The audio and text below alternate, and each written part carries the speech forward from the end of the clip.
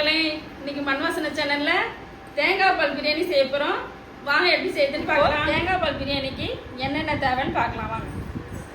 நான் வந்துட்டு வெங்காயம் கட் பண்ணி வச்சுருக்கேன், பச்சை மிளகா, மசாலா ஐட்டம்ஸ்லாம் வச்சுருக்கேன் பிரியாணிக்கு, லெமனு, நெய், புதினா தழை, தயிர், இஞ்சி பூண்டு பேஸ்ட், தேங்காய் பால். நான் வந்து ஒரு 2 கிலோ அரிசி எடுத்துருக்கேன். ஸோ 2 தேங்காய் வந்து அரிசி அதில் பால் எடுத்து வச்சுக்கோங்க. இப்போ உப்பு, தேவையான அளவு உப்பு. இப்போ எப்படி செய்யுதுன்னு வாங்க பார்க்கலாம். இப்போ அடுப்பு பற்ற வச்சுக்கலாம். பாத்திரம் சூடாகிடுச்சு. இப்போ வந்து எண்ணெய் சேர்த்துக்கலாம். நான் வந்துட்டு ஒரு 200 ml எண்ணெய் எடுத்துக்கிறேன்.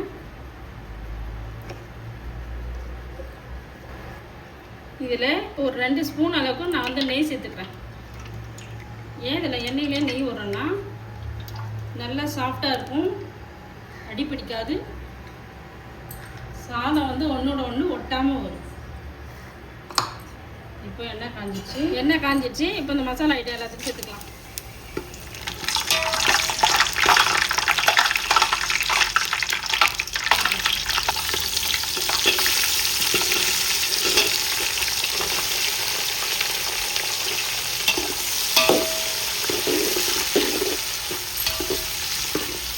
பச்சை மிளகா சேர்த்துக்கலாம்.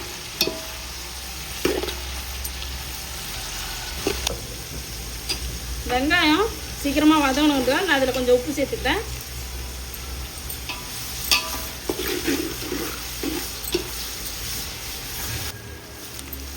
வெங்காயம் வதங்கிச்சு. இப்போ இஞ்சி பூண்டு பேஸ்ட் சேர்த்துக்கலாம்.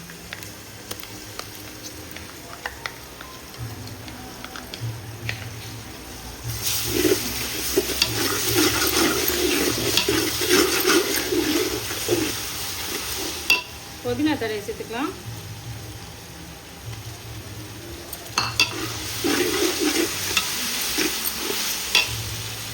ஒரு 2 ஸ்பூன் அளவுக்கு தயிர் சேர்த்துக்க போகிறோம்.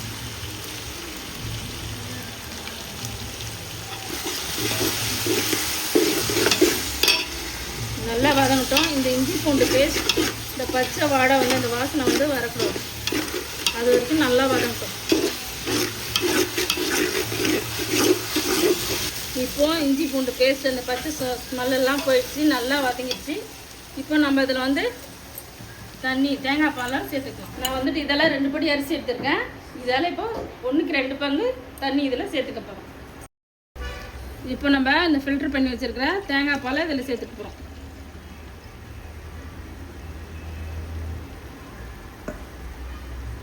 பால் அது ஃபுல்லாக இருக்குமான்னு கேட்டால் இருக்காது. பேலன்ஸுக்கு நம்ம தண்ணி அதில் சேர்த்துக்கணும்.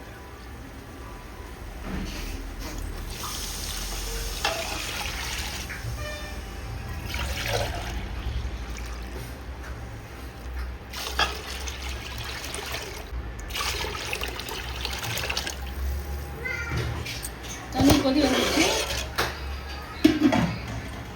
இப்போ அரிசியை போட்டுக்கலாம்.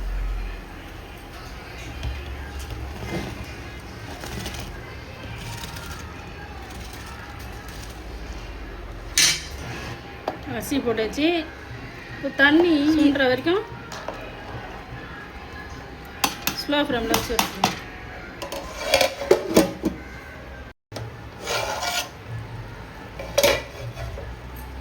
இப்போது தம் போடுற பதத்துக்கு வந்துடுச்சு. இதில் கொஞ்சம் நெய் சேர்த்துக்க போகிறோம்.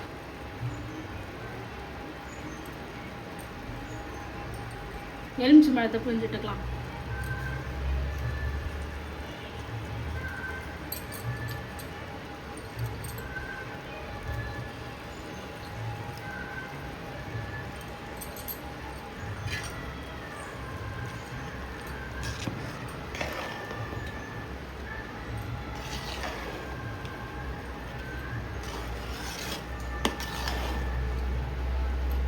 வாழை இலையை வச்சு எதுக்கு நம்ம தம் போடுறோம்னா, இதோட இந்த வாழை இலையோட இந்த வாசனை வந்து இதோட ஃப்ளேவர் வந்து நல்லா கொடுக்கும், ஆரோக்கியமானதும் கூட வாழை இலையில்.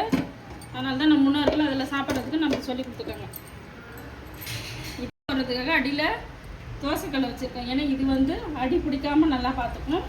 நான் வெயிட்டுக்காக தம்முக்காக மேலே ஒரு பாத்திரத்தில் தண்ணி வச்சுருக்கேன். இப்போ ஒரு 20 நிமிஷம் வந்துட்டு ஸ்லோ ஃப்ளேமில் வச்சு தம் போடணும். பிரியாணி இப்போ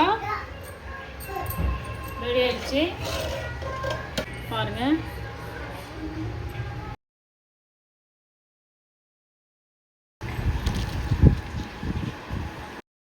இன்றைக்கி வந்துட்டு நம்ம தேங்காய் பால் பிரியாணி செஞ்சுருக்கோம். நம்ம வந்து நான்வெஜ்ஜில் நிறைய பிரியாணி செஞ்சு நீங்கள் சாப்பிட்ருப்பீங்க. ஆனால் இந்த மாதிரி ஒரு வெஜிடேரியன் பிரியாணி நீங்கள் செஞ்சு சாப்பிட மாட்டீங்க. இதோட டேஸ்ட் ரொம்ப டாப்பாக இருக்கும். செஞ்சு பாருங்கள். பார்க்குறதுக்கு ஒயிட்டாக இருக்குன்னு நினைக்கிறேன். இதோட டேஸ்ட்டு தான் சூப்பராக இருக்கும். இப்போது பிரியாணி எப்படி இருக்குன்னு நம்ம டேஸ்ட் பண்ணி பார்க்கலாம். சாப்பிட்டு